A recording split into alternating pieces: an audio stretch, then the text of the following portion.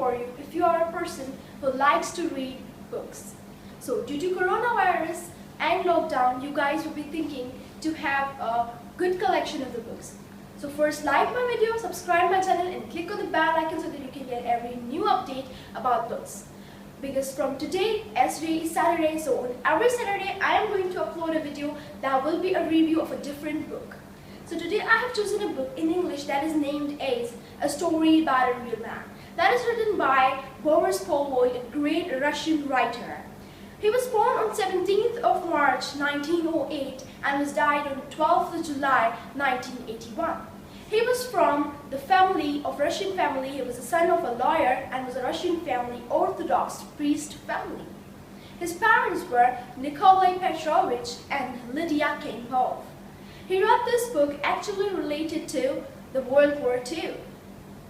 He was the graduate of Industrial College named as Tiver Industrial Technical College and now known as Calvin Industrial College. He worked there as a technologist and prior to start his career as a writer. As he started his journalism career in 1928, his work was such as talent, he was chosen by Maxim Gorky by patronized. And he worked so hard, struggled hard to write this book. So, he first wrote this book in Russian language and was published in 1946 and then translated in English and was published in 1952. And then he changed the name. Firstly, before 1952, the book was named as A Story About a True Man and then changed as A Story About a Real Man. And then finally was published in 1970 and in English language. Then this book was translated into Urdu by Fazl Ahmad Karim Fazli. He translated this book from English to Urdu and named as Chirag Jalta Raha. Now the book I am having in my hands named as Donghar Manchdiyo is written by Yasir Parvez, a Sindhi writer from Batoro Thatto, Sindh. He wrote this book. He was very excited to translate this book from English to Sindhi, but he says that he couldn't get the translation in English. That's why in compulsion he just had to write from Urdu to Sindhi and he translated this. And now he named it as Donghar Manchdiyo. You can see here that is written by Parvez. So Mr. Parvez, why he gave the title to this book is Donghar Manchdiyo, that is just because our Sindhi Sufi poet says, Shah Abdul Latif says, Baryam Baro Chaltai, Donghar Manchdiyo. He said that it is a different story of Sasayo and Punu of Sindh, but we are not related to that story. Donghar Manchdiyo means I burned a lamp inside of mountain. Let's describe a deep meaning in this title, and he just says that I have burned a lamp inside the mountain. That's so difficult to burn a lamp inside a mountain. Now, let me tell you something about Yasir Parvez. As I told you before that he is from Batoro Thatto, Sindh, and he is a great Sindhi writer. He translated this book because he was so excited to translate this book.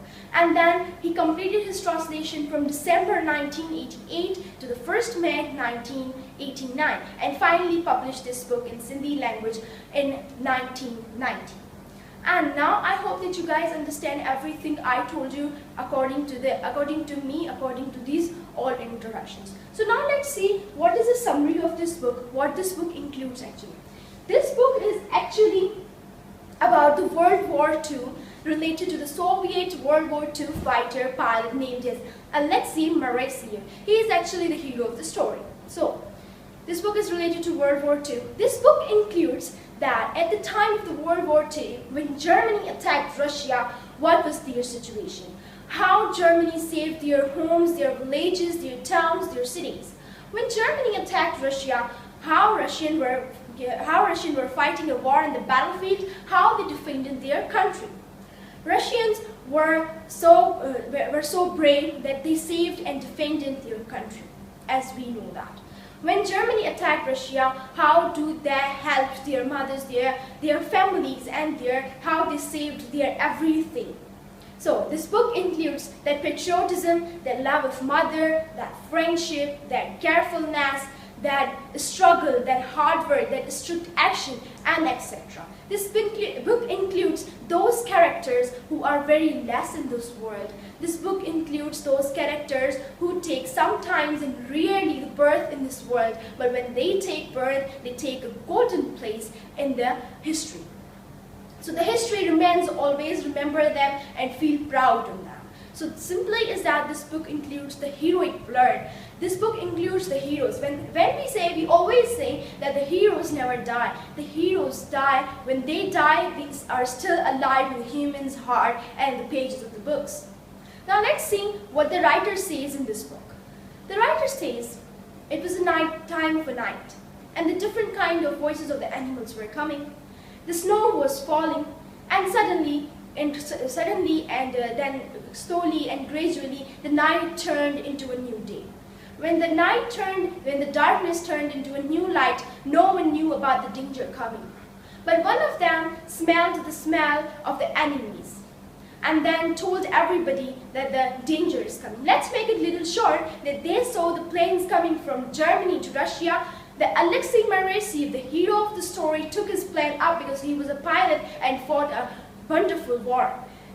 When he was in the clouds, when he was up in the sky, he saw the 4 planes around him of the Germans, and he was so confused at the time. He was thinking what to do, but he passed from there in a very easy way, passed from the white clouds. When he passed from there, because he was so injured, the problem was he was so injured. But suddenly, his sixth sense told him that his engine has damaged. Now the question arises here for the reader, which part of the engine was damaged? Then he says that I don't know which part of the engine has damaged, so he was flying his plane and moved to a wood. When he moved to a wood, he saw that he was moving to a wood. Then what he did, he suddenly stopped his engine, and with a big blast, he and his plane fell down. When they fell down, he was inside a mound of ice, and the plane was crushed into pieces, in the small pieces. He was unconscious for the most of the time. When he stood, he opened his eyes. He was thinking, he was having some thoughts of his own hometown. He was thinking something about the Germans, and he was thinking about some animals, and I don't know what kind of a situation at that time was, I cannot explain it. But when he opened his eyes, he stood. When he started standing up, he felt a lot of pain in his legs. When he felt a pain in his legs, so he was so worried that why am I feeling so pain in my legs? Well, he stood up and he started walking. When he started walking and walking and walking, he saw that his pain in the legs were running in whole his body. And when he just suddenly moving and moving, he saw a box of the Germans. When he opened that box, he saw a knife, and he took it with himself, and he said it will be helpful for the next time. Then he was moving and moving. Then suddenly he fell down. Suddenly he fell down, and he was thinking that what to do, and then he understood that my legs are no more. He was amputated both by his legs. His legs were fully damaged, and he thought, he was thinking, and that was true, that he cannot move anymore, he cannot walk anymore. So he was moving on his elbows. Using his elbows, he was moving and moving, and then he tried to reach to his hometown because he was so patriotic. He had a lot of love for his country, and the love for the country will never finish, as we know that. And out in the world, we have found that the love for the country will never finish. So he was moving on his elbows, he was moving and moving. Suddenly, he just saw some, let's make it short, that he was so hungry and thirsty. So he saw some ants over there. He just took that ants and put in his mouth. We think, ew, how can he eat that? But he did, because he loved his country. He was so patriotic.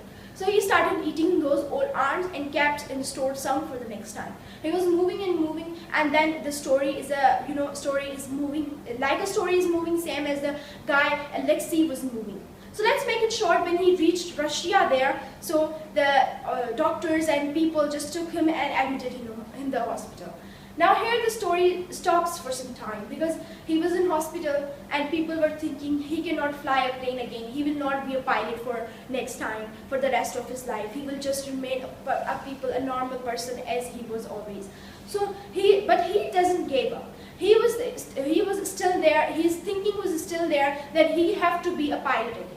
He was given a wooden leg, and then he showed off the people that he can again fly a plane with the wooden legs.